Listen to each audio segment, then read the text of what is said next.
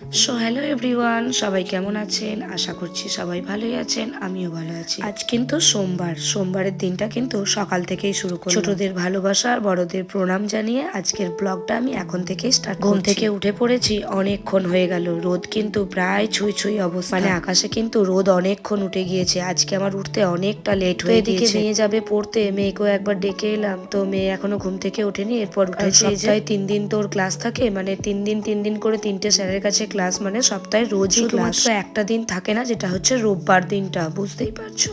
তো কালকে যেহেতু মেলায় গেছিলাম, যাবো নাই করছিল, কিছুতেই ঘুম থেকে উঠতে চাইছিল না। জবরদস্তি করে ওকে ঘুম থেকে তুলে দিয়েছি। চলো, এখনো ব্রাশ করছে, এবার ওর জন্য চা রেডি করবো। তবে ওদেরকে আর কি দোষ দেবো বলো তো, নিজেদেরই যা অবস্থা। নিজেই সবেমাত্র ঘুম থেকে উঠেছি, এখনো ব্রাশ করছি। আজকে কিন্তু ঘড়ির কাঁটায় প্রায় 7:45 বেজে গিয়েছে। মেয়ের যেহেতু 8:15 থেকে পড়া, তার জন্যই ওকে বললাম একটু তাড়াতাড়ি করে রেডি হয়ে নে মা, দেরি হয়ে গেছে। কালকে যেহেতু মেলা থেকে একটা জলের বোতল নিয়ে এসেছিলাম, তো সেই বোতলে আজকে জল নিয়ে যাবে। আমি বললাম আমি ভরে দিচ্ছি, তুই ওদিকে রেডি হয়ে নে। তো এদিকে জলটা আমি রেডি করে দিলাম। এই যে দেখো, ভেতরে একটা পাইপ ছিল, সেটাও বের করে দিলাম। তো বড় হয়ে গেছে, পাইপে করে জল খাওয়ার মতন আর পরিস্থিতি নেই, তার জন্য ভেতরের পাইপটা এঁটে দিয়ে এখন এই যে পাইপটা বের করে দিয়ে জাস্ট বোতলটা এঁটে রেখে দিচ্ছি। দেরি হয়ে যাওয়ার কারণে মেয়ে এই যে চা না খেয়েই বেরিয়ে পড়েছে, কিছুতেই চা খেলো না, চলে গেল পড়তে। আমি আর দাঁড়িয়ে থেকে কি করব, আমিও চলে এলাম রান্নাঘরে। চলো এখন একটু জল খেয়ে নিচ্ছি। সকালবেলা উঠে ঘুম থেকে উঠে ব্রাশ করে যদি এক গ্লাস জল না খাই, তাহলে কিন্তু দিনটা আমার একদম ভালো। জলটা খেয়ে নিয়ে এখন আর চা খাবো না, এবার জোর কদমে কাজে লেগে পড়বো আগে। তারপর চলে এলাম এই যে দেখো ঘরের মধ্যে বিছানাটা তোলার জন্য। আমি অন্যদিন কি করি, বিছানাটা কিন্তু তুলে দিয়েই আগে তারপর ওই যে বাইরে, যেই দিনই ঘুম থেকে উঠতে লেট হয়ে যায় সেদিনই আমার বিছানা তুলতেও লেট হয়ে যায়। তাই তোমাদের সাথেও শেয়ার করতে পারি। যেদিনই তোমাদের সাথে বিছানা তুলতে শেয়ার করি, সেদিনই বুঝবে আমার ঘুম থেকে উঠতে লেট হয়ে গেছে। যাই হোক, চলো এখন বিছানাটা টপ করে তুলে নিচ্ছি। বাকির আরো কাজকর্ম রয়েছে, সব কাজকর্মগুলোকে একটু একটু করে করতে হবে। ওই বাড়িতে যেহেতু ধান নিয়ে গেছে, কালকে ঘর একদম ওলট পালট করে দিয়েছে, ওই ঘর পরিষ্কার করতে হবে। তারপর এই বাড়ি, চলো আমি তো আর ওই বাড়িতে যাব না, আমি এই বাড়িতে পরিষ্কার করব। মা আর তোমাদের দাদা ভাই ওই বাড়িটা গিয়ে পরিষ্কার। চলো, আমার বিছানা তোলা কমপ্লিট, এবার বাড়িটা খুব ভালো করে ক্লিন করে নিচ্ছে।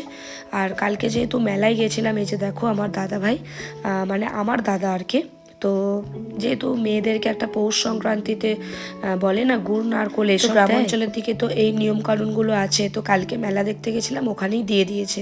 যেহেতু মেয়ের বাড়িতে মানে এই জিনিসগুলো কিন্তু পাঠানোর রেওয়াজ আছে। এখন পিঠে পরবের দিন, তো তার জন্য চাটা এখন খেয়ে নেবো। চা বানিয়ে নিয়েছি, কাজকর্ম কমপ্লিট করে ঘর বাড়ি সব কিছু মুছে এখন চা খেতে বসে পড়েছি। 3টে বিস্কুট আর গরম গরম চা। দুধের চাটা খেতে যা লাগে না এই সময়, তবে আমি কিন্তু একা চা খেতে বসিনি, আমি আর ছেলে দুজন মিলেই বসেছি। এই যে দেখো, ভিডিও করছি বলে মুখটা কেমন করছে দেখেছো, বলছে কিনা ভিডিওতে তুমি আমাকে নেবে না। দেখো কেমন রেগে যাচ্ছে, তাই জন্য ভিডিওটা বন্ধ করে দিলাম। চা খেয়ে চলে এসেছিলাম এই বাড়িতে। এই যে দেখো, এই বাড়িতে আমাদের অবস্থা দেখেছো, মরাই টরাই খুলে সব একদম একাকার অবস্থা। তোমাদের দাদাভাই অনেকটা পরিষ্কার করে ফেলেছে, এখনো কিন্তু বেশ অনেকটা পরিষ্কার করতে বাকি। বস্তা রেডি করতে হবে, মরাইটা পরিষ্কার করতে হবে, এখনো অনেক। তবে আমার হাতে একদম সময় নেই। মা আর তোমাদের দাদাভাই ওই যে আগেই বললাম দুজন মিলে করবে, আমি জাস্ট একটু দেখতে এসেছিলাম। তো তারপর চলে এলাম এই বাড়িতে। এই যে দেখো, মা যে জিনিসপত্রগুলো দিয়েছে, মানে ফল সবজি, আরো গুড়, নারকোলটা দেয় না আমাদের গাছের নারকোল বলে, ওই জন্য নারকোলটা নেই। চলো এখন এগুলো সবকিছু ঢেলে নেব। যেহেতু ফলগুলো অনেকগুলো করে দিয়েছে, তো কিছু ফল রেখে দেবো। যেহেতু আর 2 দিন পর পুজো, বুঝতেই পারছো, মানে আমাদের বাইরে লক্ষ্মী পুজো হয়, তার জন্য বেশ কিছু ফল আমি বেছে রেখে দেবো। এত ফল খেয়ে নষ্ট করে তো আর লাভ, যা জিনিসপত্রের দাম, তো এই ফলগুলো দিয়েই ভাবছি পুজো হয়ে যাবে। চলো এই যে বেছে বেছে রেখে দিচ্ছি কিছু ফল, পেতে মাত্র 2 দিন পরই পুজো, কারণ পৌষ সংক্রান্তির পরই আমাদের পয়লা মাঘ পুজো হয়।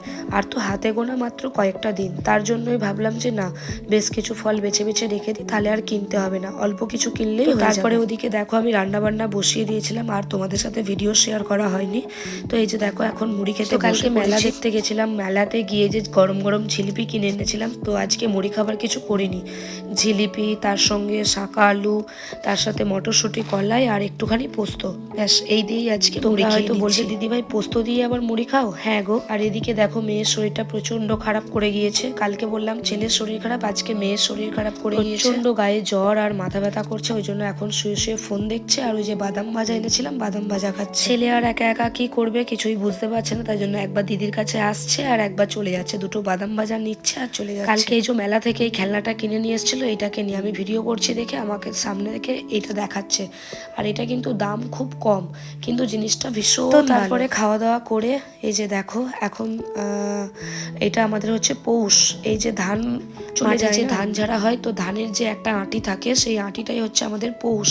তো এই পৌষটাকে এখন কিন্তু আমরা পুজো করে বাড়ির মধ্যে তোমরা সবাই জানো, এই গ্রামের দিকে যারা থাকো তারা কিন্তু এই বেসিক্যালি এই রেওয়াজগুলো কিন্তু তোমরা সবাই বেসিক্যালি এটা কিন্তু ছেলেদেরকেই করতে হয়। তার জন্য আগে যখন অয়ন খুব ছোট ছিল তখন ওর বাবা করতো, এখন যেহেতু অয়ন একটু বড় হয়ে গেছে ওই জন্য অয়নকে দিয়েই। আর এমনিতেও কি বলতো, তোমাদের দাদাভাই এখন বাড়িতে নেই, ও গেছে মাঠে, তার জন্য এখন অয়ন পুজো করে দিচ্ছে। চলো, তারপরে সন্ধে হয়ে গেছিল আর ভিডিও ফুটেজ নেওয়া হয়নি।